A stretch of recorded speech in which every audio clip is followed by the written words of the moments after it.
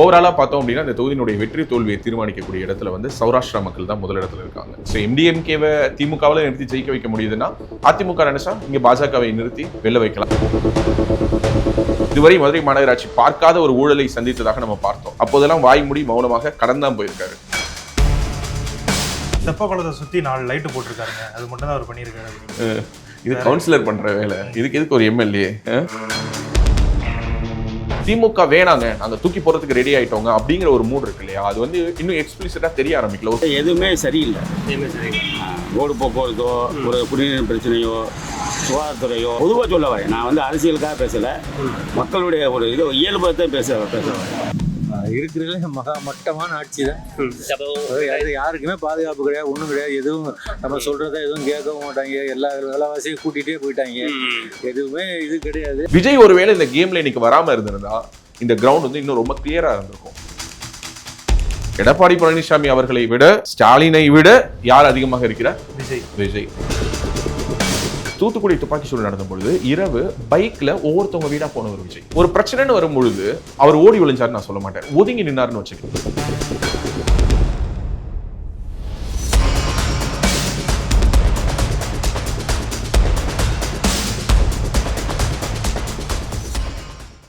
பேச தமிழா பேசு நேயர்களுக்கு வணக்கம். இன்று மீண்டும் ஒரு தொகுதி கள நிலவரத்துடன் ராஜவேல் சாருடன் உரையாட போகிறோம். வணக்கம். வணக்கம் நடராஜ். இன்னைக்கு மதுரை தெற்கு தொகுதியை பற்றி தான் பேச போகிறோம். மதிமுகவை சேர்ந்த பூமிநாதன் அவர்கள் கரண்ட் எம்எல்ஏவாக இருக்காரு. மதுரையில் ஒரு மதிமுக எம்எல்ஏ, மீண்டும் அவருக்கு சீட்டு கொடுப்பாங்களா, அவர் ஜெயிப்பாரா அப்படிங்கிறத பற்றி தான் நம்ம மக்கள்கிட்ட கேட்டிருக்கோம். கரெக்ட். ஸோ அந்த மதுரை தெற்கை பொறுத்த மட்டும் ஒரு கலவையான தொகுதி இல்லையா, களத்துக்கு போயிட்டு வந்திருக்கிறீங்க. ஸோ முதல்ல உங்களுடைய ரிப்போர்ட்ஸை சொல்லுங்கள், களம் என்ன சொல்லுது? களம் என்னன்னா, ஆக்சுவலாக அந்த எம்எல்ஏவை பற்றி நம்ம பார்த்தோம் அப்படின்னா, அவருக்கு வந்து ஓரளவுக்கு நல்ல பேர் இருக்குது. ஆனால் அவர் வந்து எந்த திட்டங்களும் அவரால் செயல்படுத்த முடியவில்லை அப்படிங்கிற மாதிரி ஒரு இருக்குது. இப்போ நம்ம மற்ற அதிமுக எம்எல்ஏக்கள், திமுகவினுடைய எம்எல்ஏக்கள்லாம் பார்த்தோம்ல, எல்லா விழாக்கள்லையும் போய் கலந்துக்குவாங்க. துக்கம்னாலும் சரி, ஒரு நல்ல நிகழ்வுனாலும் சரி போய் கலந்துக்குவாங்க அப்படின்னு. அப்படி ஒரு நல்ல பேர் இவருக்கு இருக்குது. ஏன் அப்படின்னா இவர் வந்து தொடர்ந்து இந்த பகுதியில் தான் வசிச்சுக்கிட்டு இருக்கிறக்கூடிய. ஆக்சுவலி இவரோட நேட்டிவ் பார்த்தீங்கன்னா ராமநாதபுரம் மாவட்டம். பட் இருந்தாலும் இங்கேயே செட்டில் ஆனதுனால குறிப்பாக மதிமுக மாவட்ட செயலாளராக இருக்காரு, மாநகர செயலாளராக இருக்காரு. அதனால அவருக்கு வந்து ஒரு நல்ல பேர் இருக்கு. ஆனால் திமுக அவரை வந்து எந்த ஒரு திட்டங்களையும் செயல்படுத்த விடலை. மற்ற கூட்டணி கட்சி எம்எல்ஏக்கள் என்ன ஒரு கஷ்டப்பட்டாங்களோ அதே கஷ்டத்தை இவரும் பட்டிருக்காரு. ஆரம்பத்தில் 1 வருஷம் வரைக்கும் நல்லா பண்ணிக்கிட்டு இருந்தாரு. ஆனால் கடந்த 2 வருடங்களாக அவருக்கு வந்து ஒரு தொய்வு இருக்கு அப்படிங்கிற மாதிரி சொல்லப்படுது. ஓகே, ஒட்டுமொத்தமாக இந்த மதுரை தெற்கு தொகுதியை பார்க்கும் பொழுது, இந்த தொகுதியில் வந்து இந்த மதுரையினுடைய ஜன நெருக்கடியான பகுதிகளாக இருக்கட்டும், அல்லது இந்த புராதன சின்னங்களாக இருக்கட்டும், ஐ திங்க் தெப்பக்குளம்லாம் இதில் தான் வருதுன்னு நினைக்கிறேன். ஸோ அதே மாதிரி அந்த அரண்மனை, இந்த மாதிரி பல விஷயங்கள், வரலாற்று சின்னங்கள்லாம் நிறையவே இருக்குது. ஓவராலாக பார்த்தோம் அப்படின்னா இந்த தொகுதியினுடைய வெற்றி தோல்வியை தீர்மானிக்கக்கூடிய இடத்துல வந்து சௌராஷ்டிரா மக்கள் தான் முதலிடத்தில் இருக்காங்க. அவங்களுக்கு அடுத்தது வந்து பார்த்தீங்கன்னா முக்குலத்தூர் சமூகம் இருக்காங்க. அதற்கு பிறகு பட்டியல் சமூக மக்கள், அதுக்கு பிறகு நாடார்கள், யாதவர்கள், இவங்க எல்லோருமே இருக்காங்க. இவங்க எல்லோரும் மைக்ரோ கம்யூனிட்டிஸ்ன்னு தான் சொல்லணும் இந்த தொகுதியை பொறுத்த மட்டும். தமிழ்நாட்டில் அல்லது குறிப்பாக சொல்லணும்னா மதுரை அல்லது தென் மாவட்டங்கள் கடந்து நம்ம பார்க்கும் பொழுது சௌராஷ்டிர மொழி பேசக்கூடிய சௌராஷ்டிர மக்கள் இருக்காங்க இல்லையா, அந்த சௌராஷ்டிர மக்களுடைய ஒரு மிக ஸ்ட்ரெங் இருக்கக்கூடிய ஒரு தொகுதி. அவங்களுடைய அந்த வலிமையை அவர்கள் மிக தெளிவாக ரெப்ரசென்ட் பண்ணக்கூடிய ஒரு கான்ஸ்டிடுவன்சியாக அவங்க வந்து இந்த மதுரை தெற்கை பார்க்குறாங்க. ஸோ இந்த மதுரை தெற்கு அவங்க பார்க்கறதுக்கு பல்வேறு காரணங்கள் இருக்குது. And of course you know very well, அந்த சௌராஷ்டிரா மக்களுடைய ஒரு மிகப்பெரிய ஒரு கூட்டமைப்பை அங்கே தான் ஆப்ரேட் ஆகுது. சமீபத்தில் கூட பார்த்தேன் அப்படின்னா சௌராஷ்டிரா மக்களுடைய அரசியல் எழுச்சிக்காக ஒரு கூட்டமைப்பு ஒன்று உருவாக்கி ஒரு மாநாடு ஒன்று நடத்த போகிறாங்க. இந்த மாநாட்டை நடத்த போகிறவங்க யாருன்னா பாஜகவை சேர்ந்த மகாலட்சுமி நடத்துகிறாங்க, அண்ட் திமுகவை சேர்ந்த ஒரு நபர் அதில் இருக்காரு, தாவேகாவை சேர்ந்தவர் இருக்காரு. அனைத்து கட்சியில் இருக்கக்கூடியவங்களும் ஒன்றாக சேர்ந்து இந்த சௌராஷ்டிரா மக்களுக்கான அரசியல் எழுச்சி மாநாட்டை நடத்துகிறாங்க. ஸோ இது மாதிரியான மாநாடுகள் வந்து மற்ற சமூகங்கள் ஏற்கனவே நடத்திட்டு தான் இருக்காங்க. குறிப்பாக சொல்லணும்னா இங்கே இருக்கக்கூடிய பெரும்பான்மை சமூகங்கள்னு தங்களை சொல்லிக்கக்கூடியவங்க இந்த கட்சியை கடந்து வந்து ஒரு லாபி பண்ணுறதுக்கு யுனைட் ஆகுறாங்களான்னா கிடையாது. இப்போ ஃபார் எக்ஸாம்பிள் எங்கேயாவது வந்து எல்லா முக்குலத்தோர் அமைச்சர்களும் ஒரே மேடையில் வந்து பார்த்தாங்க, இருந்தாங்க, பேசினாங்கிறது ரொம்ப ரேர். கரெக்டா? எல்லா முதலியார் சமூகத்தை சேர்ந்த அமைச்சர்களும் ஒரே மேடையில் வந்தாங்க, அந்த மாதிரியான விஷயங்கள் நம்ம கேட்கறது ரொம்ப கம்மி. எல்லா வன்னிய சமூகத்தை சேர்ந்தவர்களும் வந்தார்கள். ஈவன் 10.5க்கே கூட பாமக மட்டும் ஏதோ தங்களுடைய கோரிக்கைங்கிற மாதிரி குரல் கொடுத்தாங்க. மற்ற கட்சிகள் அதை ஏற்றுக்கொண்டார்கள் அல்லது விமர்சித்தார்கள். இந்த மாதிரி மாறுபட்ட கருத்து. ஆனா தமிழ்நாட்டுக்குள்ளார நம்ம பார்க்கிறோம், தொடர்ந்து இந்த லிங்குஸ்டிக் மைனாரிட்டிஸ்ன்னு சொல்லக்கூடிய இப்போ ரெட்டியார் சங்க மாநாடு பார்த்தீங்கன்னா எல்லா கட்சியில் இருக்கக்கூடிய ரெட்டியார்களும் ஒரே மேடையில் அணிவகுப்பார்கள். நாயுடு சங்க மாநாடு, எல்லா நாயுடு சமூகத்தை சேர்ந்த மாற்றுக் கட்சி அமைச்சர்களும் அரசியல்வாதிகளும் ஒரே மேடையில் அணிவகுப்பார்கள். அப்படியான ஒரு அணி திரட்டக்கூடிய வேலையை சௌராஷ்டிரா மக்கள் செய்கிறார்கள். ஸோ இந்த மதுரை தெற்க பொறுத்த மட்டில் இப்போதைய கரண்ட் சிட்டிங் எம்எல்ஏவான திரு பூமிநாதன் அவர்களை பொறுத்த வரைக்கும் நீ சொல்ற மாதிரி தான். ஏதோ ஒரு படத்தில் சொல்லுவாங்களே சார், அவர் வந்து ஒயிட்னு சொல்ல முடியாது, பிளாக்னு சொல்ல முடியாது, நெட்டனும் சொல்ல முடியாது, குட்டன்னு சொல்ல முடியாது, நல்லவர்னு சொல்ல முடியாது, கெட்டவர்னு சொல்ல முடியாது, செஞ்சார்னு சொல்ல முடியாது, செயலன்னு சொல்ல முடியாது. ஸோ தொகுதி எப்படி இருக்குன்னா தொகுதி அப்படியே இருக்குது. அதிமுக காலகட்டத்தில் கடந்த 10 ஆண்டுகளில் கொண்டு வரப்பட்ட நலத்திட்டங்களை கடந்த 4 ஆண்டுகளில் ரிப்பன் வெற்ற வேலையை தான் செஞ்சிருக்காரு. சில பாலங்கள் திறக்கப்பட்டதாக இருக்கட்டும், அல்லது சில பள்ளிக்கூடங்கள், அங்கன்வாடி கட்டிடங்கள் திறக்கப்பட்டதாக இருக்கட்டும், what ever the developmental schemes implemented in Madurai south, இது எல்லாமே 10 ஆண்டுகளுக்கு முன்பாக கொண்டு வரப்பட்ட திட்டம். மதுரை தெற்கு தொகுதிக்கு என்று ஒரு சிறு துரும்பை கூட திரு பூமிநாதன் அவர்கள் எம்எல்ஏவாக இருந்து கொண்டு கிள்ளி போட முடியவில்லை என்பதான் கலை யதார்த்தம். ஏன்னா ஒரு மதிமுக எம்எல்ஏ நீ சொன்ன மாதிரி அவர் பெருசா ஆப்ரேட் ஆகி அவருக்குன்னு ஒரு தனி ஒரு ஆதரவு வட்டம் உருவாவதை அங்கு சுற்றி இருக்கக்கூடிய திமுகவை சேர்ந்தவர்கள் யாருமே விரும்பவில்லை. இதுதான் கலை யதார்த்தம். ரெண்டாவது, அவருமே வந்து பார்த்தா அப்படின்னா முக்குளத்தூர் சமூகத்தை சேர்ந்தவர். போன தேர்தலில் அவர் வென்றதே பார்த்தா அப்படின்னா ஒரு பார்ட்டி சப்போர்ட்ல தான். இன்னும் சொல்ல போனா திமுகவுடைய ஆதரவு இருந்ததுனால மட்டும்தான் அவர் வென்றாரு. 6000 ஓட்டு தான் அதிகமாக வாங்கியிருந்தார். ஸோ அவருக்கும் அதற்கு முன்பாக இருந்த அந்த எம்எல்ஏ சரவணன் அவருக்கும் இவருக்குமான வித்தியாசங்கிறது ரொம்ப லெஸ் தான். இந்த முறை இந்த தொகுதியை வேறு வேறு கட்சிகளும் கேட்டு பெறுவதற்கான முயற்சியில் இருக்கிறார்கள். குறிப்பா பாஜகவை சேர்ந்த மகாலட்சுமி இந்த தொகுதியை கேட்கிறாங்க. தாவேக்கால ஐ திங்க் கோபிசன் அப்படின்னு சொல்லிட்டு ஒருத்தர் இருக்காரு. அவரும் அங்க தாவேக்கால ஒரு முக்கியமான நிர்வாகியா இருக்காரு. சௌராஷ்டிரா சமூகத்தை சேர்ந்தவர். அவர் இந்த தொகுதியை குறி வச்சு வேலை பார்க்கிறாரு. இதுல என்ன பெரிய காமெடியான விஷயம், இவங்க எல்லாரும் சேர்ந்துதான் சௌராஷ்டிரா இன மக்கள் எழுச்சிக்கான ஒரு மாநாடும் நடத்துறாங்க. ஸோ அவங்களுக்குள்ள என்ன அண்டர்ஸ்டாண்டிங் இருக்குன்னா, ஒன்று நான் ஜெயிக்கணும், இல்லை நீ ஜெயிக்கணும், இல்லை இவர் ஜெயிக்கணும், இல்லை இவர் ஜெயிக்கணும், நம்ம சமூகத்துக்குள்ளார இருக்கிற ஒருத்தர் ஜெயிக்கணும். அதை தாண்டி வெளியிலிருந்து ஒரு வரக்கூடாதுன்னு நினைக்கிறாங்க. எனக்கு தெரிஞ்சு இந்த மக்களுக்கு இருக்கக்கூடிய இந்த அரசியல் விழிப்புணர்வு தப்புன்னு நான் சொல்ல மாட்டேன். ஏன்னா தங்களுக்கான ஒரு பிரதிநிதித்துவத்துக்கான ஒரே தொகுதியாக அவர்கள் இதை பார்க்கிறார்கள். தமிழ்நாடு முழுக்க எத்தனை 1000 மக்கள், எத்தனை லட்சம் பேர் இருக்காங்க, அதெல்லாம் டேட்டாஸ்லாம் நமக்கு தெரியாது. ஆனால் எத்தனை 1000 பேர், எத்தனை லட்சம் பேர் இருந்தாலும் சௌராஷ்டிரா சமூகத்தை ரெப்ரசென்ட் பண்ற ஒரு எம்எல்ஏ உருவாகணும்னு அவங்க நினைக்கிறதுக்கு அவங்களுக்கும் தார்மீகமான ஒரு உரிமை இருக்கதான் நான் நினைக்கிறேன். ஏன்னா இதுக்கு முன்னாடி வந்திருக்காங்க எஸ் சரவணன்ங்கிறவர், சௌராஷ்டிரா சமூகத்தை சேர்ந்தவர். ஸோ இதுக்கு முன்னாடி வந்திருக்காரு, இனிமேலும் ஏன் வரக்கூடாது அப்படின்னு. எக்ஸாக்ட்லி, அதை எதிர்பார்க்கறது தப்பு கிடையாது. ரெண்டாவது, அந்த தொகுதியை பொறுத்த மட்டும் இது ஒரு மிக்சட் பேக் தான். ஸோ எம்டிஎம்கேவை திமுகவில் நிறுத்தி ஜெயிக்க வைக்க முடியுதுன்னா, அதிமுக நினைச்சா இங்கே பாஜகவை நிறுத்தி வெளில வைக்கலாம், அதிமுகவை மீண்டும் களம் காணலாம். இதற்கான வாய்ப்புகள் இருக்கு. ஏன்னா அதிமுகவில் எஸ் சரவணன் ஏற்கனவே ஒரு எஸ்டாப்ளிஷ்டு ஒரு சௌராஷ்டிரா சமூகத்தை சேர்ந்த ஒரு முகம் இருக்கும் பொழுது அதிமுகவும் இந்த தொகுதியை ஏற்கனவே வென்ற தொகுதிங்கிறதுனால விட்டு கொடுப்பாங்களான்னு தெரியாது. ஆனால் பாஜக இந்த தொகுதியை கேட்டு பெறுவதற்கான முயற்சிகள் எடுக்கும். தாவேக சார்பாகவும் களம் காணுவதற்கான வாய்ப்பு இருக்கு. திமுகவும் இந்த முறை மதிமுகவுக்கு இந்த தொகுதியை ஒதுக்குமா அப்படிங்கிறதும் ஒரு கேள்விக்குறியா இருக்குது. ஸோ மதிமுகவுக்கு இந்த தொகுதி வந்து போன முறை வந்து அவர்கள் வேறு சில தொகுதிகளை கேட்டார்கள், அதை விட்டுக் கொடுத்ததுக்காக கொடுக்கப்பட்ட ஒரு காம்பன்சேஷன் கான்ஸ்டிடுவன்சி தான் இது. ஸோ ஒருவேளை இந்த முறை மதிமுகவில் வேறொரு தொகுதியை கேட்டு பெறக்கூடிய முயற்சியில் அவர்கள் ஈடுபட்டால் இந்த தொகுதியை அவங்க காம்ப்ரமைஸ் பண்றதுக்கு விட்டுக் கொடுக்கறதுக்கான வாய்ப்புகள் இருக்கு. இன்னொன்று, கம்யூனிஸ்டுமே வென்றிருக்காங்கன்னு நினைக்கிறேன். கம்யூனிஸ்டுகள் ஸ்ட்ராங்கா இருக்கக்கூடிய ஒரு தொகுதி தான். ஆமா. ஸோ இது வந்து ஒரு கூட்டணி பலத்தின் காரணமாக ஒர்க் அவுட் ஆன ஒரு அரித்மெட்டிக் தான் நம்ம பார்த்த இந்த ரிசல்ட். பட் அப்படிப்பட்ட ஒரு கூட்டணி கணக்குகள் இருந்தும் கூட ஒரு நெக் டு நெக்ல தான் ஒரு வெற்றி என்பது கிடைத்திருக்கும் பொழுது இந்த முறை பூமிநாதனுக்கு எந்த அளவுக்கு இந்த களம் ஃபேவரா இருக்கும் அப்படிங்கிறத நம்ம மக்கள் கிட்ட கேள்விகளா வச்சோம். முதல் கேள்வியாகவே நம்ம வச்சது என்னன்னா, எம்எல்ஏவாக திரு பூமிநாதன் அவர்களுடைய செயல்பாடு எப்படி அப்படின்னு சொல்லி கேட்டபொழுது, இப்போ பரவாயில்ல, கொஞ்சம் பரவாயில்ல. ஓடிக்கிட்டு இருக்காங்களா, செயல்பாடுன்னு சொல்ல முடியாது. செயல்பாடுகள் சிறப்பாக இருக்குது. அவர் நல்லது கிட்ட எல்லாத்துக்கும் கலந்துக்குருவார். யார் எப்போ கூப்பிட்டாலும் ஒரு விசேஷம் நல்லது கிட்டதுன்னா உடனே யாருடைய ரெக்கமெண்ட் போக முடியல, அவரே டேரக்டாக வருவார். அவருடைய செயல்பாடு நல்ல செயல்பாடு, ஆனால் பார்க்க விடுறாங்கல்ல. அவரை பார்த்தே கொள்ள வருஷம் ஆச்சுங்க நான் பார்த்து. இங்கே வரவே இல்லை இது வரைக்கும். எவனுமே வரமாட்டாங்க. அவர் நல்லபடியாக தான் பண்றாரு. பெருசா இல்ல, வர்றதே கிடையாது. திருப்திகரமா இல்லை. நீங்க பாத்தீங்களா? செயல்பாடுனா சுமாராக தான் இருக்கு. ஒன்றும் அவ்வளோ ஒன்றும் விருப்பம் கிடையாது. பாதாளத்தாக்குனா தோட்டுறாங்க, வைக்கிறாங்க, அப்படி அப்படியே போட்டுறாங்க, வச்சிடறாங்க. எந்த வேலையுமே வந்து கரெக்டாக செய்ய மாட்டேங்கிறாங்க. சுமார் என்று 52%, சிறப்பு என்று 17%, சரியில்லை என்று 37% சொல்லியிருக்காங்க. சுமார் அப்படின்னு சொல்லி 50. ஸோ இது ஆல்மோஸ்ட் ஒரு 50-50 வச்சுக்கலாம்னு நினைக்கிறேன். கரெக்டா? ஸோ இதை 50-50 எப்படி பார்க்கலாம்? சுமார் அப்படின்னு சொல்றதுக்கான காரணங்களாக மக்கள் என்ன சொல்றாங்க? சுமார்னு சொல்றது அதான், அவர் வந்து அடிக்கடி வர்றாருங்க, எங்களை வந்து பாக்குறாரு. ஏன் வர்றாருன்னு அவருக்கும் தெரியாது, ஏன் பாக்குறாருன்னு எங்களுக்கும் தெரியாது. அப்படியா? ஆமா, அதாவது நம்ம இந்த மக்கள்கிட்ட இப்போ ஒரு மத்திய அரசு ஒரு திட்டம் கொண்டு வருதுன்னு வைங்களேன், அந்த வேலை சரியா நடக்குதா அப்படின்னு ஒரு எம்எல்ஏ போய் பார்த்தாருன்னா எம்எல்ஏ தான் இதை பண்றாரு போல அப்படிங்கிற மாதிரி நினச்சிக்கிறாங்க. இப்போ ரேஷன் கடையில் எப்படி அரிசி கொடுக்குறதுல 2 பேருக்கும் பங்கு இருக்குது அப்படின்னு நிறைய பேருக்கு தெரியாது. கேட்டால் ஸ்டாலின் தான் போடுறாரு அப்படின்னு சொல்கிறாங்களே. ஸோ அந்த மாதிரி மத்திய அரசு ஏதாவது ஒரு திட்டம் செய்தாலும் கூட இவர் போய் மேற்பார்வை பார்க்குற மாதிரி பார்க்குறாரு. ஸோ இவர் தான் இந்த வேலையை பண்ணுறாரு போல அப்படிங்கிற மாதிரி அங்கே இருக்கக்கூடிய மக்கள் நினச்சிக்கிறாங்க. இல்லை, இன்னொன்று முக்கியமாக இந்த மதுரை தெற்கு அவர் கொடுத்த வாக்குறுதிகள் அப்படின்னு சொல்லி பார்க்கும் பொழுது தேர்தல் வாக்குறுதிகளாக ரொம்ப கன்ஸ்ட்ரக்டிவான ஒரு பெரிய வாக்குறுதிகள் அதையும் அவர் கொடுத்தபாடு இல்லை. ஓகே, குறிப்பா அந்த இடத்துல தான் முனிச்சாலையா சம்மர், அது ஆமா, அந்த முனிச்சாலைங்கிற இடத்துல வந்து சாலைகள் சீரமைக்கப்பட்டு ஏதோ ஒரு மேம்பாலம் கட்டணும், அப்புறம் அந்த தெற்கு வாசல்ல இருந்து ஏர்போர்ட்டுக்கான ஒரு மேம்பாலம் கட்டுறதுக்கான பணிகள், இந்த மாதிரி பல விஷயங்கள் வந்து கோரிக்கை மனுக்களாகவே பல வருடமாக இருக்கிறத நம்ம பார்க்குறோம். சமீபத்தில் கூட இப்போ இந்த தேவர் ஜெயந்தி அன்று முதல்வர் அவர்கள் வந்து பசும்பொன்ல இருந்து பத்திரிகையாளர்களை சந்திக்கும் பொழுது அவங்க கேட்குறாங்க, இந்த காவிரி குண்டாறு அந்த இணைப்பு திட்டம் தொடர்பான ஒரு பணிகள் என்ன செய்வீங்கிற பொழுது கடந்த முறை அவர் பேசியதும் இந்த முறை அவர் பேசியதும் இப்போ சமூக வலைதளங்களில் வைரல் ஆகிட்டு இருக்கு. ஸோ எதுக்காக இதை ஒரு உதாரணம் காட்டுறேன்னா, இந்த தொகுதியினுடைய மக்கள் ஓகே இவர்கள் சார்ந்த பிரச்சனைகள் எதுவுமே சட்டமன்றத்தில் பெரிதாக ஒழித்ததாக நம்ம பார்க்கவே இல்லை.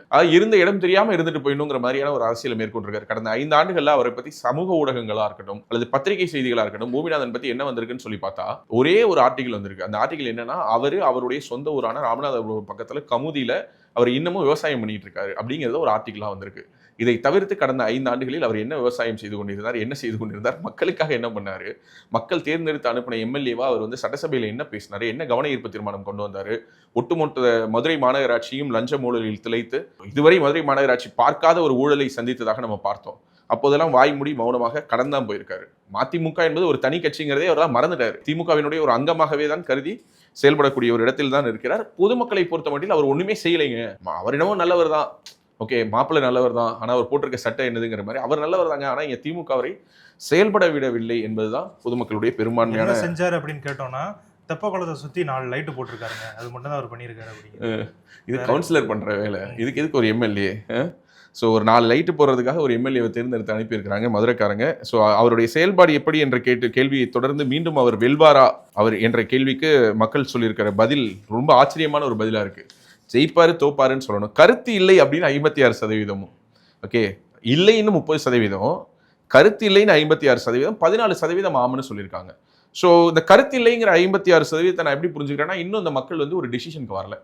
ஸோ இன்னும் எந்த கூட்டணிக்கு வாக்கு செலுத்துவது, எந்த கூட்டணியை மீண்டும் தேர்ந்தெடுப்பதற்கான காரணம் என்ன, புதுசாக ஒருத்தங்களை எலக்ட் பண்ணலாமா அல்லது யார் வேட்பாளர்னு தெரிஞ்சுக்கிட்டு அப்புறம் டிசைட் பண்ணலாமா, இப்படியான ஒரு கன்ஃபியூஸ்டு ஸ்டேட்ல இருக்கிறத நம்மளால பார்க்க முடியுது. இதுக்கு காரணம் என்னன்னா, தமிழகத்தில் இப்போது இருக்கக்கூடிய இந்த ஒரு குழப்பமான ஒரு தேர்தல் நிலவரமாக தான் இருக்கு. ஒரு பக்கம் அதிமுக பாஜக கூட்டணி உறுதி செய்யப்பட்டிருக்கு, இந்த பக்கம் திமுக கூட்டணி கட்சிகள் ஸ்திரமா இருக்காங்க. இப்போ பசும்பொன் வியூகம் அப்படின்னு சொல்லிட்டு புதுசாக ஒன்று டிடிவி, ஓபிஎஸ், செங்கோட்டையன்லாம் சேர்ந்து அறிவிச்சிருக்காங்க. ஸோ சசிகலா இதில் அடுத்து என்ன பண்ண போறாங்க, இவங்களோட இம்பாக்ட் இந்த தொகுதிக்குள்ளார எந்த அளவுக்கு இருக்கும், இதெல்லாமும் நம்ம கன்சிடர் பண்ண வேண்டியது இருக்கு இல்லையா? கண்டிப்பா. ஸோ மீண்டும் வெல்வாரா என்ற கேள்வி கருத்தில்லைன்னு 56% சொல்லியிருக்காங்க. ஸோ அந்த அளவுக்கு குழப்பமா இருக்காங்களா? ஆமா, எப்படின்னா இப்போ அவர் ஜெயிப்பாரன்னு கேட்டா ஜெயிப்பாரன் தோப்பாரன்னு சொல்றது கிடையாது, மூர்த்தி எப்படியாவது ஜெயிக்க வச்சிருவாருங்க. ஸோ மூர்த்தி வந்து 10 தொகுதி டார்கெட் கொடுத்துருக்காங்கல்ல, அதுல வந்து இது முக்கியமான தொகுதியாக கருதப்படுது. ஏன்னா அவர் தொகுதிக்கு ரொம்ப பக்கத்தில் இருக்கக்கூடிய தொகுதி, இங்க அவருடைய செல்வாக்கு அதிகமா இருக்கு. ஒருவேளை பூமிநாதன் வந்து வேட்பாளராக நிப்பாட்டப்பட்டால் கண்டிப்பா ஜெயிக்க வச்சிருவாரு அப்படிங்கிற மாதிரி தான் சொல்லப்படுது. என்ன பொறுத்த வரைக்கும் நம்ம கிரவுண்ட் நம்பர்ஸ் ரிஃப்ளெக்ட் பண்றதா இருக்கட்டும் அல்லது இந்த தொகுதியுடைய மூட வச்சு பார்க்கும்போது ஸ்டில் இட்ஸ் 50-50 கான்ஸ்டிடுவன்சி தான். ஒரு நல்ல ஒரு கேண்டிடேட்டை போட்டு அதிமுகவோ பாஜகவோ அல்லது யார் வேண்டுமானாலும் என்டிஏ சார்பாக யார் நிற்கிறாங்களோ இவங்க தான் கேண்டிடேட்டுங்கிறது ஓரளவுக்கு ஒரு யூகத்துக்கு வந்து, அது அதிமுக வாய்ப்பு கிடைத்தாலும் பாஜகவினர் முழுமூச்சோடு வேலை பார்க்கணும், பாஜகவுக்கு கிடைச்சாலும் அதிமுகவினர் முழுமூச்சோடு வேலை பார்த்தாங்கன்னா கண்டிப்பாக இந்த தொகுதியில் வெல்வதற்கான ஒரு வாய்ப்பு இருக்குது. ஒரு டஃப் ஃபைட் கொடுக்கலாம், அதில் எந்த விதமான மாற்று கருத்தும் கிடையாது. மீண்டும் பூமிநாதனே நின்றாலும் இந்த தொகுதியில் வந்து அவர் உறுதியாக வெல்வார் என்று சொல்ல முடியாத ஒரு இடத்துல தான் இருக்கு. ரெண்டாவது, இந்த தொகுதிக்குள்ளார நம்ம வந்து இந்த எம்எல்ஏவுக்கும் திமுக அரசுக்குமான ஈக்குவேஷன், அதாவது நம்ம எப்போதும் ஒரு கேள்வி வைப்போம் இல்லையா, திமுகவினுடைய ஆட்சி எப்படி இருக்குது அப்படிங்கிற ஒரு கேள்வியை நம்ம முன் வைப்போம். அந்த கேள்வியை நம்ம இங்கேயும் வச்சிருக்கோம். அந்த கேள்விக்கு கிடைத்திருக்கக்கூடிய பதில் என்னன்னா, இந்த 4 வருஷ திமுக ஆட்சி எப்படி பாக்குறீங்க? எதுவுமே சரியில்லை. எதுவுமே சரியில்லை. ரோடு போக்குவரத்தோ ஒரு குடிநீர் பிரச்சனையோ சுகாதாரத்துறையோ கொசுலாம் ரொம்ப ஓவர். பொதுவாக சொல்ல வரேன், நான் வந்து அரசியலுக்காக பேசலை, மக்களுடைய ஒரு இது இயல்பத்தை பேசுகிறேன். திமுக ஆட்சி வேஸ்ட்டு. ஏதோ கொஞ்சம் பரவாயில்லமா தெரியுது. 4 வருஷம் திமுக ஆட்சி, அவங்க சொன்னது பூராமே எடப்பாடி சொன்னது பூரா இவங்க கொண்டு வந்து நிப்பாட்டிட்டு எதுவுமே ஒன்றுமே செய்ய மாட்டேங்கிறாங்க. 1000 ரூபா பணம் அதைத்தான் சொல்கிறாங்க. நல்லா தானே இருக்கு, ஒன்றும் பிரச்சனை இல்லை. திமுக ஆட்சினா வந்து இனிமேல் வரது கஷ்டம் தான். ஒரு மாற்றம் தெரியலப்பா. வீட்டுக்காரர் அன்னைக்கு என்னோட கூலி வேலைக்கு தான் போயிட்டு இருக்காரு. மாற்றம்லாம் எந்த பொழப்பும் இல்லை, எந்த விலைவாசி அதிகமாகி போச்சு, கரண்ட் பில்ல இருந்து வீட்டு வரி வரைக்கும் ஆகி போச்சு சார். அவங்க என்ன சொல்றாங்கன்னா மாசம் 1000 ரூபா தரும். அந்த 1000 ரூபா தேவையில்லை. என் குடும்பம் வந்து 4 பேர் இருக்குன்னா 4 குடும்பத்துக்கு டெய்லி 300 ரூபான்னா என்ன ஆச்சு? அவர் 1000 ரூபா கொடுத்து என்ன ஆக போகுது? ஒன்றும் இல்லை, நல்லாவே இல்லை. எதனால? கொலை தான் அதிகமாக. சும்மா இப்போ சொல்லிவிட்டு திருப்பி இப்போ கொண்டாந்து எல்லாருக்கும் நாங்கள் கொடுக்குறோம்னு சொன்னால் அது யாரும் ஏற்றுக்குருவாங்களா? நான் டிராக்டர் வச்சிருக்க கூடாது, கார் வச்சிருக்க கூடாது, யாருக்குமே இல்லைன்னு சொன்னால இப்போ ஏன் எலெக்ஷன் வரையில அப்போ ஏன் சொல்கிறாரு? அதை இருக்கிறதுல மகா மட்டமான ஆட்சி தான். அப்போ யாருக்குமே பாதுகாப்பு கிடையாது, ஒன்றும் கிடையாது. எதுவும் நம்ம சொல்றத எதுவும் கேட்கவும் மாட்டாங்க. எல்லா விலைவாசியும் கூட்டிகிட்டே போயிட்டாங்க. எதுவுமே இது கிடையாது. பரவாயில்ல, ரொம்ப இது மோசம் சொல்ல முடியாது, ரொம்ப இது சொல்ல முடியாது. பார்க்கறதுன்னா நல்லா பிடிக்கல. பிடிக்கல. ஏன் பிடிக்கல? பஸ்ஸுக்கு லேடிஸ் என்ன ஸ்டாப்ல நிக்க மாட்டாங்க, ரொம்ப மரியாதை இல்லாம பேசுறாங்க. அப்பெல்லாம் போயிட்டு இருக்காங்க, பெருசா சொல்றதுக்கு இல்ல. ஒழுங்கா ரோடு, ஒழுங்கா தண்ணி, ஒழுங்கா அந்த விட்டாலே அதே போதும். போதும். ஏன்னா மக்களுக்கு நிறைய இந்த 1000 ரூபா வேணாம், 2000 வேணாம், 3000 வேணாம், இலவச பேருந்துகளை விட்டுருக்காங்க. இலவசம் வேணாமுங்க. ரொம்ப இந்த ரோடு வசதி, போக்குவரத்து இதுக்கு தீர்வு கொடுத்தாலே போதுங்க. அதே கரெக்டா இருக்கும். ஆமா, என்னது இலவசம் கொடுத்து ரோடும் குண்டும் குழிமா கிடக்கு. வாய்ப்பு இல்லை அடுத்து வர்றது. ஒண்ணுமே இல்லை, திமுக வேஸ்ட். மோசம்னு சொல்லுவேன். 1000 ரூபாய் வயசானவங்களுக்கு கொடுக்குறாங்க, அதெல்லாம் கெடுதிங்கிறேன். ஃப்ரீ சர்வீஸ் பஸ்ஸுங்கிறாங்க, அதெல்லாம் கெடுதி. திமுகவினுடைய ஆட்சி சரியில்லை என்று 47% சொல்லியிருக்காங்க, பரவாயில்லைன்னு 37% சொல்லியிருக்காங்க, சிறப்புன்னு 16% சொல்லியிருக்காங்க. இந்த சரியில்லைங்கிற 47% வந்து நம்ம அப்படியே இந்த எம்எல்ஏயோட பொருத்தி பார்க்க வேண்டியதா இருக்கு. ஓகே, அவருடையது 50-50ங்கிறாங்க, அவருடைய செயல்பாடு எப்படி இருக்குதுன்னா அதுவும் 50-50ங்கிறாங்க, கருத்து இல்லை, அவர் ஜெயிப்பாரா இல்லையான்னு தெரியலங்கிறாங்க. ஆனா திமுகவை பொறுத்தவரை மக்கள் கிட்ட ஒரு மிகப்பெரிய ஒரு ஆன்டி இன்குபென்சி இன்னும் இங்க டெவலப் ஆகலைன்னு நான் புரிஞ்சுக்கிறேன்.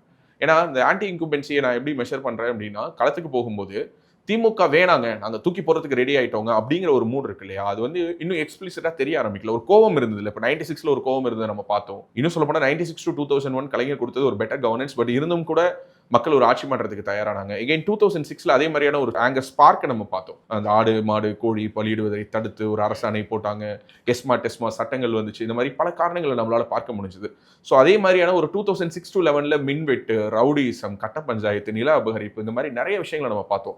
அப்படியான ஒரு ஃபேக்டர் இப்ப இல்லையானா இருக்கு, நிறைய இருக்கு. இப்ப பாத்தீங்கன்னா இடி சம்மன் அனுப்பியிருக்காங்க, நேருவுக்கு அவ்வளோ போஸ்டிங்ஸ்லயும் வந்து ஊழல் நடந்திருக்கு, முறைகேடுகள் நடந்திருக்கு அப்படின்னு.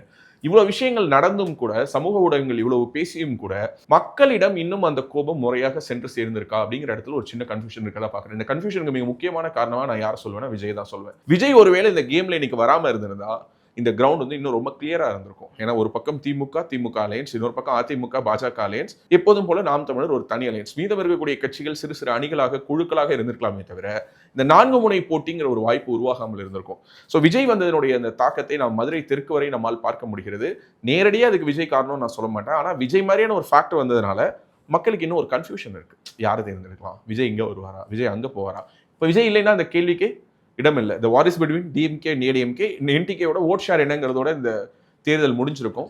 ஸோ அந்த கன்ஃபியூஷன்ஸ் எல்லாமே இங்கே ரிஃப்ளெக்ட் ஆகிறதா நான் பார்க்குறேன். மக்கள் கிட்ட விஜய் பற்றின ஒரு ஒப்பீனியன் இந்த தொகுதியில் எப்படி இருக்கு? இதில் வந்து மற்ற தொகுதிகளை காட்டிலும் கொஞ்சம் அதிகமாக இருக்குன்னே நம்ம சொல்லலாம். ஏன்னா ஒரு கிராமம் இல்லாத ஒரு தொகுதி இது. ஸோ அங்கே வந்து இருக்கக்கூடிய யங்ஸ்டர்ஸ் எல்லாருமே இப்போ நம்ம கிராம பகுதியில் பார்த்தோம்னா, நான் வந்து பரம்பரை ரெட்டலைக்கு போடுறேன், உதயசூரியனுக்கு போடுறேன், அதனால் அங்கே தான் போடுவேன்னு சொல்லுவாங்க. அப்படி ஒருத்தவங்க வந்து இந்த தொகுதியில் நம்ம யாரையுமே பார்க்க முடியல. ஸோ வந்து விஜய்க்கு இங்கே வந்து ஆதரவு அதிகமாக இருக்குது அப்படின்னு தான் நம்ம சொல்றோம். ஓகே, அது வந்து நமக்கு நம்பர்ஸ்லையும் ரிஃப்ளெக்ட் ஆயிருக்கு. 2026 யார் முதல்வர் என்ற கேள்விக்கு அப்ப 2026 யார் முதல்வராக வருவாங்க நினைக்கிறீங்க? எடப்பாடி வர்றதுக்கு 90% வாய்ப்பு ஸ்டாலின் தான். எதிர்பாடி தான் வரும்.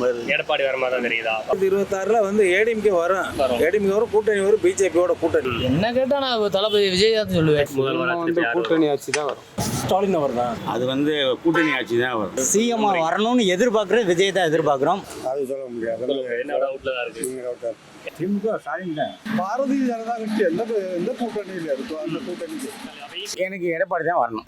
எடப்பாடி அது வந்து மக்கள் யார் தேர்ந்தெடுக்க அவங்கள தான் நம்ம சொல்ல முடியும், நம்மளால சொல்ல முடியாது இல்லையா? இப்போதைக்கு விஜய் வரவங்களுக்கு கொஞ்சம் வாய்ப்பு கம்மியா இருக்கு. இப்போதைக்கு தளபதி நினைச்சிருக்கோம், ஆனா கண்டிப்பா ஸ்டாலின் வர மாட்டாரு. எடப்பாடி வருவார். தளபதி தான் வரணும்னு எங்களுக்கு வந்து அண்ணாமலை மாதிரி ஆள் வரணும். எதனால அண்ணாமலை? ஒரு நல்ல அதிகாரியே, ஒரு படித்தவர். எடப்பாடி பழனிசாமி என்று 22%, ஸ்டாலின் என்று 19%, விஜய் என்று 28%, சீமான் என்று 6%, யார் வந்தா என்ன என்று 25% ரிஃப்ளெக்ட் ஆயிருக்கு. ஸோ இது வந்து 200 சாம்பிள்ஸ்ல நம்ம அரைவாகக்கூடிய நம்பர்ஸ். நான் மீண்டும் ஒரு முறை சொல்றோம், நிறைய சர்வேஸ், நிறைய ஒப்பீனியன் போல்ஸ் வந்து சமூக ஊடகங்களில் வந்துட்டு இருக்கு. நாம ஷூட் பண்ணக்கூடிய இந்த சாம்பிள் அப்படிங்கிறது வந்து 200 சாம்பிள் பர் கான்ஸ்டியூன்சி நம்ம பண்றோம். சில இடங்களில் 10-20 சாம்பிள் கூட குறைச்சிருக்கலாம். But average numbers we are maintaining 200 and we are recording all samples on video. And எந்த ஒரு கட்சியினுடைய சார்பாகவும் நம்ம எந்த ஒரு கேள்விகளையும் முன்வைக்கிறது இல்லை. துணை கேள்விகள் எதுலையுமே நம்மளுடைய விருப்ப நம்ம புகுத்துறது இல்லை. நாம தெளிவாக அவங்க கிட்ட 4 கேள்விகள் தான் வைக்கிறோம். முதல் கேள்வி, உங்களுடைய தொகுதி எம்எல்ஏ அவருடைய செயல்பாடு எப்படி, மீண்டும் அவர் வெல்வாரா வெல்ல மாட்டாரா, திமுக ஆட்சியினுடைய உங்களுடைய மதிப்பீடு என்ன, 2026 யார் முதல்வர். மறுபடியும் சொல்றேன், இது வந்து நீங்க யாருக்கு முதல்வரா வரணும்னு நீங்க ஆசைப்படுறீங்கன்னு கேட்கல, யார் வருவான்னு உங்களுக்கு தோணுதுன்னு கேட்குறோம். So it's more about perception. So this is a perceptual analysis அப்படின்னு தான் நம்ம எடுத்துக்கணும். ஸோ மதுரை தெற்கு மக்களுடைய பர்செப்ஷன் என்னவாக இருக்குன்னா, எடப்பாடி பழனிசாமி அவர்களை விட, ஸ்டாலினை விட யார் அதிகமாக இருக்கிறார்? விஜய். மதுரை தெற்கை பொறுத்த மட்டும் இது எப்படி புரிஞ்சுக்கிறது நடராஜ்? யார் வந்தா என்ன அப்படிங்கிற ஒரு 25 இருக்கு. எனக்கு அதுதான் விஜய்க்கும் யார் வந்தா என்னவுக்கும் தான் போட்டிங்கிறியா? ஓகே. சோ இந்த 25 எப்படி இருக்கும் நீங்க நினைக்கிறீங்க சார்? என்ன பொறுத்த வரைக்கும் இந்த 25 ஸ்பிளிட் ஆகும். மேபி இது வந்து இன்னொரு விஷயம், இது வந்து நம்ம கரூர் ஸ்டாம்பேடுக்கு முன்னாடி எடுத்த சர்வே. இந்த கரூர் இன்சிடென்ட்டை வந்து நம்ம கொஞ்சம் டீப்பாக அனலைஸ் பண்ணணும்னு நினைக்கிறேன். என்னன்னா, இந்த கரூர் இன்சிடென்ட் வந்து விஜய் பண்ணது சரி தப்பு, விஜய் குற்றவாளிக்கு உள்ள நிறுத்துறது, அதெல்லாம் நிறைய பேர் பண்ணிட்டாங்க. நான் ஒரே ஒரு இடத்த மட்டும் தொடரணும்னு நினைக்கிறேன். என்னன்னா, இன்சிடென்ட் நடந்துச்சு. இன்சிடென்ட் நடந்த பிறகு நிவாரணம் விஜய் அறிவிச்சாரு. அதுக்கு பிறகு அந்த நிவாரணத்தை கொடுத்தாங்க. அதுக்கு பிறகு இப்போ நேரடியாக அவங்க எல்லாரையும் சென்னைக்கு வரவழைச்சு மகாபலிபுரத்தில் வச்சு அவங்க எல்லாரையும் சந்திச்சு அழுதாரு, காலில் விழுந்தாரு, மன்னிப்பு கேட்டாரு. இந்த மாதிரியான செய்திகள்லாம் நான் படிக்கிறோம். பட் இந்த இடத்துல இந்த 25 நாள்ல ஒரு விஷயம் வந்து மக்கள் கிட்ட போய் சேர்ந்திருக்கு. அது என்னன்னா, ஒரு பிரச்சனைன்னு வரும்பொழுது அவர் ஓடி ஒளிஞ்சாருன்னு நான் சொல்ல மாட்டேன், ஒதுங்கி நின்னாருன்னு வச்சுக்கலாம். ஏன்னா ஓடி ஒளிஞ்சாருங்கிறது அவர் சிரமப்படுத்துற ஒரு வார்த்தை. எனக்கு அதுல உடன்பாடு இல்லை. கண்டிப்பா அவருக்கு ஒரு ஹெவினஸ் இருந்திருக்கும், ஒரு கில்ட் ட்ரிப்குள்ள அவர் மாட்டியிருப்பாரு. ஒரு மாதிரி அதை ஹேண்டில் பண்றது எப்படின்னு தெரியாம அவர் போய் தன்னை தனிமைப்படுத்தி கொண்டதாக தான் நான் பார்க்குறேன். ரெண்டாவது, அவர் அப்படி காட்டாம விமர்சிக்க வேண்டிய ஒரு அவசியம் இல்லை நான் நம்புறேன். ஸோ இந்த ஒரு இடத்துல எனக்கு மக்கள் கிட்ட என்ன செய்தி போய் சேர்ந்திருக்குங்கிறத நான் புரிஞ்சுக்கிறேன்னா, எடப்பாடி களத்தில் நின்னாரு, ஸ்டாலின் களத்தில் நின்னாரு, அன்பில் மகேஷ் அழுதே இருக்கட்டுமே, அவர் அழுது உங்களுக்கு டிராமா மாதிரி இருந்திருக்கட்டுமே, அவரும் களத்தில் நின்னாரு. எல்லோரும் களத்தில் நின்றார்கள். இந்த களத்தில் நிற்பது என்பது ஒரு தலைவனுக்கு ரொம்ப அவசியமான ஒரு குவாலிட்டியா நான் பார்க்குறேன். இந்த இடத்தில் விஜய் வந்து கொஞ்சம் ஒரு சறுக்கிட்டாரோ அப்படின்னு தோணுது. நீங்க திரும்ப போயிருந்தா அங்கே என்ன நடந்திருக்கும், மீண்டும் இன்னும் ஒரு நெருக்கடி ஏற்பட்டிருக்கலாமா, இன்னும் கூட்டம் அதிகமாக திரண்டிருக்கலாமா, இன்னும் 5 பேர் மூச்சு திணறி இறந்திருக்கலாமா, வாய்ப்புகள் இருந்திருக்குமா, இது எல்லாமே ஸ்பெகுலேஷன்ஸ். பட் குறைந்தபட்சம் யாரோ ஒருவர் அவர்களுடைய வீடுகளுக்கு உங்களுடைய கட்சியிலிருந்து சென்றிருக்க வேண்டும். ஏன்னா இப்போ இன்னொரு எக்ஸாம்பிள் நான் சொல்றேன். தூத்துக்குடி துப்பாக்கி சூடு நடந்த பொழுது இரவு பைக்ல ஒவ்வொருத்தவங்க வீடா போனவர் விஜய்.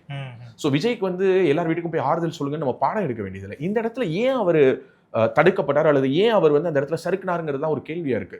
ஒவ்வொருத்தவங்க வீட்டுக்கும் நைட்டு பைக்ல போனாரு. 11 மணிக்கு ஆரம்பிச்சு விடிய 1 மணிக்கு 2 மணிக்கு 3 மணிக்குன்னு யாருக்கும் தொந்தரவு கொடுத்துடாம அதே நேரத்தில் எல்லார் வீட்டுக்கும் போய் ஆறுதல் சொல்லிட்டு வந்தவர். இவரை வந்து கேள்வி கேட்கறதுக்கு இங்க மற்ற கட்சிகளுக்கு அருகதையோ உரிமையோ இருக்கதான் நான் நினைக்கல. ஏன்னா இன்னைக்கு தூத்துக்குடி துப்பாக்கி சூடு நடந்தவர்களுடைய வீடுக்கு அன்றைய முதல்வராக இருந்த எடப்பாடி பழனிசாமி அவர்கள் போல, ஸ்டாலின் அவர்கள் போகல, யாருமே போகல தானே.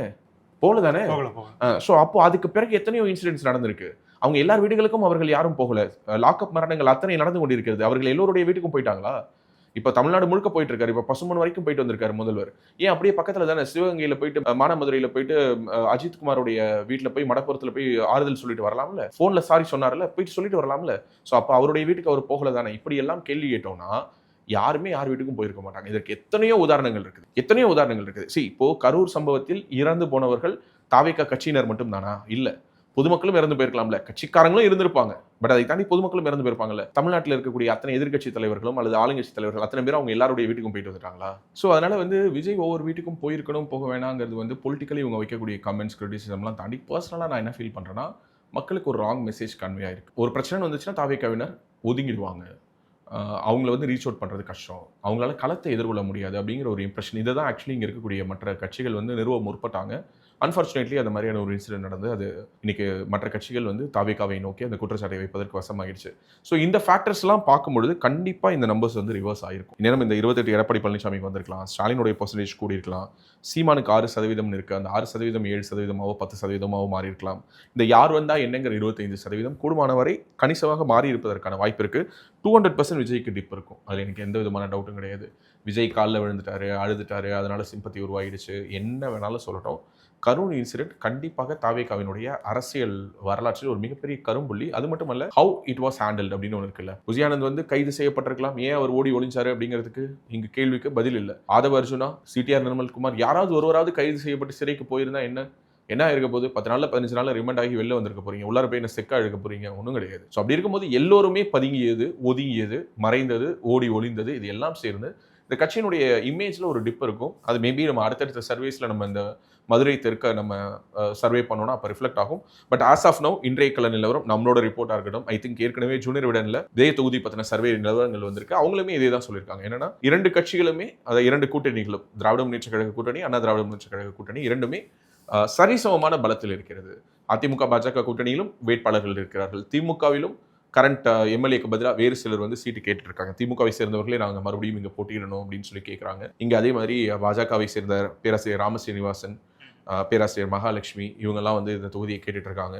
ஸோ இப்படியான ஒரு கலை நிலவரம் இருக்கும் பொழுது அதிமுகவினுடைய முன்னாள் எம்எல்ஏ எஸ் சரவணன் அவர்களும் இதே தொகுதியை கேட்பதற்கான சாதிகள் இருக்கு. யார் போட்டியிட்டாலும் இந்த தொகுதி இன்று மதுரையில் ஒரு 50-50 கான்ஸ்டிடுவன்சி. நான் சொல்றது ஒட்டுமொத்த மதுரை மாவட்டத்துக்குள்ளார இன்னைக்கு பாஜக அதிமுக கூட்டணி வெல்வதற்கான வாய்ப்பு இருக்கக்கூடிய ஒரு தொகுதி. ஒரு சரியான கேண்டிடேட் சூஸ் பண்ணி இப்பயிலிருந்து மிக தீவிரமாக களப்பணி ஆற்றினால் இந்த தொகுதியில் திமுக கூட்டணியை வீழ்த்தி ஒரு வெற்றியை பறிப்பதற்கான சாதிகள் இருக்குது. ஓகே, இதில் இன்னொரு கேள்வி என்னன்னா, இப்போ சீமானுக்கு 6% வந்திருக்கு. நீங்கள் சொல்கிறப்ப அவர் ஒரு கூட்டணியாக இருக்கார் அப்படின்லாம் சொன்னீங்க. இப்போ அவர் வந்து இந்த சர்வே வந்து எப்படி நம்ம கரூர் ஸ்டாம்பேக்கு முன்னாடி எடுத்தோமோ, இப்போ அவர் வந்து திமுகவினரை சந்தித்து திமுகவுக்கு ஆதரவாக நிறைய கருத்துக்கள் இப்போ பேசுகிற மாதிரி நிறைய பேர் சொல்கிறாங்க. குறிப்பாக நேற்று கூட வைகோ அவர்களை சந்திச்சிருக்காரு. ஸோ இந்த சம்பவங்களுக்கெல்லாம் முன்னாடி எடுத்தது இப்போ சீமானோட அதே கிரெடிபிலிட்டி இன்னும் இருக்குன்னு நீங்கள் நினைக்கிறீங்க? என்னை பொறுத்த வரைக்கும் சீமானுடைய கிரெடிபிலிட்டி அப்படிங்கிறது வந்து அவருடைய ஆக்ஷன்ஸ்னால மாறுறதே கிடையாது. ஸோ ஒரு பக்கம் பார்த்தீங்கன்னா ஒரு நடிகை அவருடைய தனிப்பட்ட வாழ்க்கை தொடர்பாக 1000 விமர்சனங்கள் பேசிக்கிட்டே இருப்பாங்க. அந்த எலெக்ஷன்லையும் சீமான் வந்து 8% 7% அவர் வாங்கிட்டு தான் இருந்தார். இன்னும் சொல்லப்போனால் கடந்த 3-4 வருடங்களாகவே பேசிட்டு தான் இருக்காங்க அவருடைய தனிப்பட்ட கேரக்டர் சம்பந்தமாகவே. ஆனால் சீமான் வளராமல் இருக்காரா? அவருடைய வாக்கு சதவீதம் வளராமல் இருக்கா? 1, 4, 8ன்னு அவர் வளர்ந்துக்கிட்டு தான் இருக்காரு. அதே தான் நான் இந்த இடத்துலையும் ரிஃப்ளெக்ட் ஆகுதுன்னு நான் பார்க்குறேன். ஏன்னா சீமானுடைய அரசியல் என்பது எப்போதுமே அவர் வந்து எங்கெங்கெல்லாம் யாருக்கெல்லாம் வாய்ப்புகள் மறுக்கப்பட்டிருக்கோ அந்த சமூகங்களை தேர்ந்தெடுத்து கொடுக்கறது. எல்லா கட்சிகளும் என்ன பண்ணுவாங்கன்னா, அந்த மாவட்டத்தில் அல்லது அந்த தொகுதியில் யார் பிரதான சமூகமோ அவங்களுக்கு கொடுத்தா இவர் செகண்ட் ஹையஸ்ட் லார்ஜஸ்ட் கம்யூனிட்டி எதுவோ அது கொடுப்பாரு. ஸோ தொடர்ந்து புறக்கணிக்கப்பட்டவர்களாக இருப்பாங்க. 1க்கும் 2க்கும் நடுவில் வித்தியாசம் 1 தான். கரெக்டா? 1க்கும் 2க்கும் நடுவில் வித்தியாசம் 1 தான். ஆனால் அந்த 1ங்கிறதுனால அந்த 1 எப்பவும் 1ஆவே இருக்குது, 2 எப்பவுமே 2ஆவே இருக்குது. இதை யோசிக்கக்கூடிய எத்தனையோ சமூகங்கள் தமிழ்நாட்டில் இருக்கா இல்லையா? ஒரு பிரதான சமூகம் என்று ஒரு சமூகம் அடையாளப்பட்டதுனால ஜஸ்ட் ஒரு 1000 பேர் கம்மியாக இருக்காங்கிறதுனால ஒரு சமூகம் 2வது இடத்துலயே இருக்கும். அல்லது ஒரு சமூகம் வணிகத்தை கையில் வச்சிருக்கும், அதனாலேயே அந்த சமூகம் ஒரு பெரிய சமூகமாக அடையாளப்படுத்திக்கும். இன்னொரு சமூகம் பின்தங்கியே இருக்கும். ஸோ இப்படி இருக்கக்கூடிய அந்த வாய்ப்புகள் மறுக்கப்பட்ட சமூகத்தை தேர்ந்தெடுத்து அவர்களுக்கு வாய்ப்பு கொடுப்பதை சீமான் ஒரு வழக்கமாக வச்சிருக்காரு. ஒரு முக்குளத்தோர் ஸ்ட்ராங்காக இருக்கக்கூடிய ஏரியாவில் கொண்டு போய் ஒரு யாதவரை போடுறது. ஓகே, ஒரு யாதவர் ஸ்ட்ராங்காக இருக்கக்கூடிய இடத்துல கொண்டு போயிட்டு அதுக்கு அடுத்த நிலையில் இருக்கக்கூடிய யாரோ ஒரு வேளாளர் சமூகத்தை சேர்ந்த ஒருத்தங்களை போடுறது. ஒரு தேனியில் கொண்டு போயிட்டு வேற ஒரு சமூகத்தை போடுறது. இப்படியான நிறைய சோஷியல் இன்ஜினியரிங் மாடல்ஸ் அவர் நிறையவே டெஸ்ட் பண்ணி பார்க்குறாரு. அவர் அதை இங்கேயும் செய்வாருன்னு நான் நினைக்கிறேன். அண்ட் 2வது, சீமானுக்கு இந்த 6%ங்கிறது என்னை பொறுத்த வரைக்கும் ஒரு கம்மியான ஒரு வாக்கு சதவீதம் தான். நான் பார்த்த அளவுக்கு மதுரைக்குள்ளார அவருக்கு ஒரு பெட்டரா ஸ்கோர் ஆகிருக்கக்கூடிய ஒரு கான்ஸ்டிடுவன்சியை இதை நான் பார்க்குறேன். ஏன்னா நிறைய இடங்கள்ல அவர் வந்து less than 3, 2, 1, 3, 4 அப்படிலாம் போயிட்டு இருக்காரு. அவர் 10க்கு மேலே ரிஃப்ளெக்ட் ஆகி நம்ம பார்க்கவே முடியல. அது எல்லாத்துக்கும் காரணம் விஜயனுடைய வரவு அப்படிங்கிறது சீமானுடைய ஓட் பர்சன்டேஜில் ஒரு கன்சிடரபிளான டேமேஜ் ஏற்படுத்தியிருக்கிறத நம்மளால பார்க்குறோம். ஸோ அதனால எனக்கு தெரிஞ்ச சீமானோட பெரிய சேஞ்ச் இருக்குமான்னு எனக்கு தெரியல. ஆனால் இந்த 25ங்கிறது கண்டிப்பாக மாறி இருக்கும். அது எடப்பாடி பழனிசாமி அவர்களுக்கும் ஸ்டாலின் அவர்களுக்கும், because they're the tall leaders and of course proven leaders, முன்னாள் முதல்வர்கள், கவர்மெண்ட் ரன் பண்ணியிருக்காங்க. அவங்களுக்கு இந்த மிஷினரி எப்படி ஃபங்க்ஷன் ஆகும்னு தெரியும். ஒருத்தர் 4 வருஷம் 2 மாதம், இன்னொருத்தர் 5 வருஷம் முடிக்க போறாரு. 2 பேருமே முதல் முறை முதல்வராக இருந்து தங்களுடைய திறமையை நிரூபித்திருக்கிறார்கள். ஸோ அப்படிப்பட்டவர்களை நோக்கி மக்கள் அவங்களுடைய ஆதரவை திருப்புவதற்கான வாய்ப்புகள் இருக்குது. ஸோ அதனால இந்த யார் வந்தா என்னங்கிறது இவங்க 2 பேருக்கும் ப்ளஸ் சீமானுக்கும் அதுலேருந்து கன்சிடரபுளாக போயிருக்கலாம். விஜய் கிட்ட இருக்க 28 ஒரு கணிசமாக குறைஞ்சி ஒரு 20 வரைக்கும் இறங்கி இருக்கலாம் மதுரை தெற்குல அப்படிங்கிறது என்னோட ஒரு பார்வையாக இருக்குது. பேசு தமிழா பேசு சேனலுக்கு ஆதரவு தந்து கொண்டு இருக்கக்கூடிய பார்வையாளர்களுக்கு வணக்கம். அரசியல் ஆன்மீகம்னு மட்டும் இல்லாம இப்போ ஹெல்த்லயும் நம்ம வந்தாச்சு. ஹெல்த் சம்பந்தமான பிரச்சனைகளுக்கும் ஹெல்த் டிப்ஸுக்கும் ஹெல்த் கேருக்கும் இல்ல ஹெல்த் பத்தி ஏதாவது தெரிஞ்சுக்கணும் அப்படின்னு நினைச்சீங்கன்னா ஹெல்த் குரு சேனல் கண்டிப்பா உங்களுக்கு யூஸ்ஃபுல்லா இருக்கும். பேசு தமிழா பேசு சேனலுக்கு கொடுக்கக்கூடிய இதே சப்போர்ட்டை ஹெல்த் குரு யூடியூப் சேனலுக்கும் கொடுத்து அந்த சேனலை சப்ஸ்கிரைப் பண்ணி உங்க நண்பர்களுக்கு ஷேர் பண்ணும்படி கேட்டுக்கிறோம். நம்ம ஹெல்த் குரு சேனலோட லிங்கை டிஸ்கிரிப்ஷன்ல தரோம், மறக்காம செக் பண்ணி பாருங்க.